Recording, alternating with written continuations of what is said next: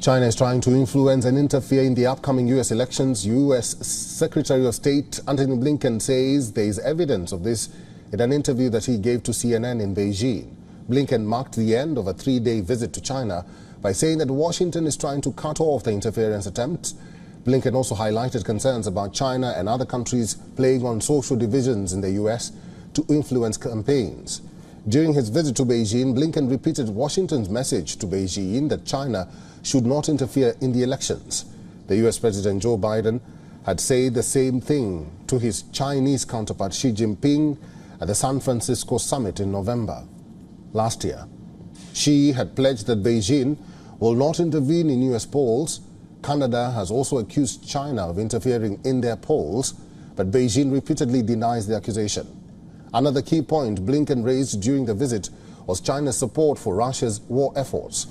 The U.S. says China is aiding Russia in the production of tanks, munitions and armored vehicles which are being used against Ukraine. The leader discussed other contentious issues with his Chinese counterparts, including PRC's dangerous actions in the South China Sea. He further said it is important to avoid competition from turning into conflict. I reiterated our serious concern about the PRC providing components that are powering Russia's brutal war of aggression against Ukraine.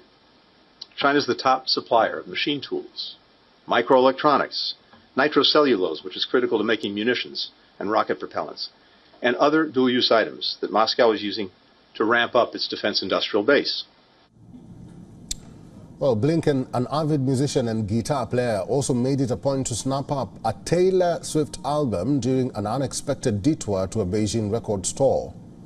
He also got a record by classic Chinese rocker Do Wei after his talks in China. Meanwhile, China reiterated it is a neutral party in the Russia-Ukraine conflict. Interestingly, while Blinken was in Beijing, Chinese foreign minister met his Russian counterpart in Kazakhstan on the sidelines of the defense ministers' meeting of the Shanghai Cooperation Organization.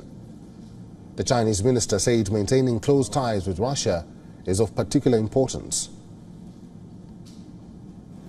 It's complicated in the world, but where the balance really comes in. For all the latest news, download the WION app and subscribe to our YouTube channel.